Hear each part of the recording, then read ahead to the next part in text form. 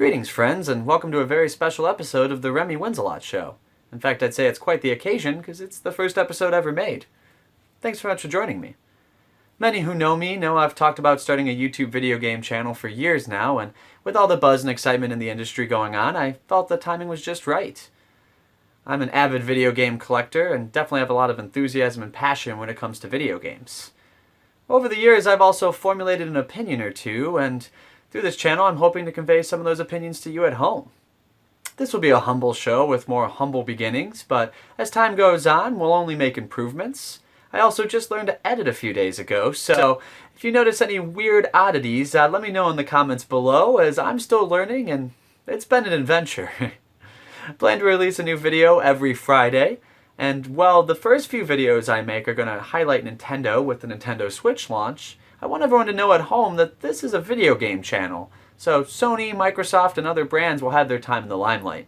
So hang tight, fans. I promise I'll get to you soon. But for right now, what a time to be a Nintendo fan. Nintendo, always marching to the beat of your own drum. Even if that drum leads you off the path, at least it's further from the battle that is Sony versus Microsoft. That's a good thing for Nintendo in this case. Once again, Nintendo fell into some tough marketing with the Nintendo Switch. Not learning much from the Wii or Wii U disasters, they spent far too much time of their unveil event talking about technology that was cool admittedly, but tough to demonstrate on stage. I think things like HD Rumble had way too much time devoted to them, that you really can't have an impression or have an opinion on HD Rumble until you feel it. Couple that with the lackluster third-party support scene once again, and a bunch of still images and screenshots from a game that, well, could have been announced at any time, because we have no idea when any of these titles could actually be released. I will say that Nintendo does a great job throwing an event, and they were kind enough to have me out to play this machine early in a Chicagoland base. It was not only well run, but everyone there was full of enthusiasm, and I have to say, it was quite a spectacle to take in. You pepper that with the general public that they were invited, and, well, it was great to see some of the kids' faces light up as they played these games for the first time as I. But the hardware itself is what's important here, and honestly, Nintendo nailed that out of the park. The system itself is a 6.2-inch machine and a 720 resolution screen that has detachable Joy-Con controllers for both home console play and on the go. And the Joy-Con controllers are pretty interesting pieces of technology, to be honest, but we'll delve into those more later. The machine docks physically to a TV on, well, what is the Switch dock? And it looks like just that. Pretty simple plastic construction. It has all you needed ports with 2 USBs and your power and USB-C to, of course, have going on in the machine. And then your HDMI out. Nothing fancy and easy to transport, I guess, but Nintendo could have done maybe a little bit more in features. At least there'll be cool skins in the future for us to customize our docks. The USB-C is an interesting and, honestly kind of surprising inclusion with this machine. While USB-C, of course, could be the future on what we all connect our devices to, it's not yet standardized, and Nintendo's usually not one to take risks and moving with a new piece of technology like this. And something that the Switch itself can fall some flack under is the 32 gigabytes of onboard storage. To be honest, that came as a bit of a surprise, and while it's expandable up to 2 terabytes, it's just kind of a bummer to see Nintendo not embrace the digital revolution that is right at their door, especially seeing as there are games that are only available digitally day one, like snipper clips produced by Nintendo themselves. Very odd. Very confusing choice. Now, the good news is Nintendo's always been absolutely fantastic when it comes to install space. They optimize better than anyone, and so honestly, I think with updates and if you're buying physical cartridges, 32 gigabytes can be manageable. It's third parties that I have some extreme concerns on, though, as, well, unoptimizing third parties on Nintendo hardware is not an uncommon thing. I mean, we watched EA release a cruddy version of Mass Effect 3 on the Wii U and throw their hands up when it didn't sell, but it also lacked any of the features that other versions of Mass Effect 3 had gotten in updates or even just released with at times. I will say that the cartridges themselves are incredibly compact. They're thicker than a Vita cartridge, and my one concern is there's huge contacts on them. So make sure you have a travel carrying case to keep these things safe, because those contacts being as large as they are, I could see probably getting exposed to some elements by younger hands. And the cases that the cartridges come in, I really enjoy as well. I think Nintendo did a really sleek and great job with how they're going to merchandise these on shelves. Well, they're a little taller than Vita cases, they're very thin, and I think a lot of people criticizing them of wasting plastic and having too much to them, really just silly arguments. They look great, and hopefully they actually have some manuals in them. I doubt it though, as the digital revolution for manuals has taken away all of our colored print. I was also pretty impressed with the sound quality of the machine. And of course, it does have a headphone jack, which will be utilized in probably most public spaces. It also will be utilized for headsets, it seems, as most of the third-party support we've seen come through stores does have a 3.5mm input instead of a USB. Good news for those of us who are using cheaper 3.5 headsets. The speakers themselves on the machine actually output a decent stereo sound, and I was surprised to see 2 of them on it. It's good because, honestly, if you're in a crowded area, even with it cranked, it was tough to hear any kind of music. The Joy-Cons are actually really cool controllers. They have a great range of motion and definitely have the ability to mimic the Wiimote, actually Wii Motion Plus in all honesty.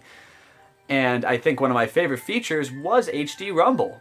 HD Rumble was a surprise for me, and I think a lot of us at the event, because there was one game in particular in 1-2 Switch where you had to roll marbles around a box and try to guess how many were inside. The first time you did it, it's almost alarming. It's accurate and feels really crisp and clear. I'm wondering what they'll do with it in the future, and I think HD Rumble could add a depth that we'll probably see Sony and Microsoft add to their gaming controllers in the near future. While they all are docked, the Joy-Cons feel incredibly tight to the machine. I think they're very secure, it's no flimsiness, and it definitely provides a strong handheld gaming experience. And they're sturdy enough that when you dock them in the controller unit, they make a decent pro experience. It's far from perfect, and the boxiness, in all honesty, does get in the way a little bit. I wouldn't want to use these for a prolonged gaming session, but honestly they'll do when you're playing Smash Brothers and other, of course, games that require you to have a more solid, standard style controller. The other thing that I have about the Joy-Cons was the small right side, as the analog stick is positioned near the middle of the device, making it very, very condensed. And for some gaming experiences like Mario Kart, well, it definitely had my fingers running into each other. And of course, this is for a party environment, and when you're in that environment, I'm not quite sure if that's going to matter too much to whoever's over at your house enjoying a fine beverage. The Pro Controller is what a lot of people were curious on, though, and I'll tell you, that thing is built like a rock. Absolutely phenomenal feel. It has a great build quality, and all the features that Nintendo crammed into it were pretty fantastic as well. I think one of my favorite aspects is it does have HD Rumble and an NFC reader built into its right analog stick. Couple that with 40-hour battery life, and you've got probably one of the better gaming controllers on the market today. I think a lot of people, of course, are throwing the flack of the $70 price point at Nintendo, and I think that that's a little unfounded, seeing as Microsoft charges $70 for some of their limited edition color scheme controllers, and those only include AA batteries. But, of course, I will say it will cost a pretty decent amount of money to get every accessory you need for the Nintendo Switch.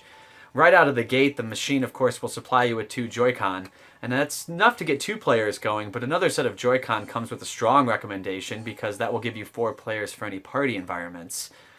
Then you talk about 1 or 2 Pro controllers for your Smash Brothers Mario Kart experience for the more enthusiasts in your life, and all of a sudden you've got several $100s of extra accessories you need to purchase, and that's not even including expanding your memory. And that brings us to the question of the hour. Is the Nintendo Switch hardware worth it? And I think for me it's a resounding yes. I think others are going to have some conflicting opinions and definitely not know what to make of the hardware at launch, but once you get your hands on it, you can really feel how solid of a system Nintendo was able to build. I think the prospects of a home console and a handheld hybrid go a long way, and while we know the first-party support is definitely going to be there from Nintendo themselves, it's third parties that I'll continue to worry about. This is a machine that will require third parties not to just, well, port over garbage and spend some time in quality development, not something that's really known in the industry these days. I think it's also up to Nintendo to make that barrier of programming and entry easier on developers, and I think with the Switch, they really haven't done that as much as they needed to. I think what we saw so far has incredible prospects, and while we know the year is peppered with some fantastic titles from Nintendo themselves, hopefully we can see third parties jump on board and produce some quality content themselves, because without that, well, this thing could suffer the same fate as the Wii U and, well, just kind of fade into obscurity as a first-party machine alone. So overall, guys, this hardware comes with a pretty strong recommendation for me if, well, you are a Nintendo fan and you enjoy first-party IP. For those of us waiting to see what third-party support comes through, I think the holiday season and later on this year could provide a really nice example on what to expect out of the next few years of the Switch. So, with that in mind, I'd give the hardware a B to a B+. Well guys, that's all the time we have for today. Thanks so much for joining me, and please join me again next week where we'll be talking about some of the Nintendo Switch launch titles and what to take a gander at and, well, what to take a pass at when it comes to picking up your system next Friday. As always, please remember to comment, like, share, and subscribe, and I really appreciate anyone sharing this video through the social medias to help get my message out there and help start that conversation that I'm so eager to have with all of you at home. Until then though, guys, remember to keep playing what you love. Take care.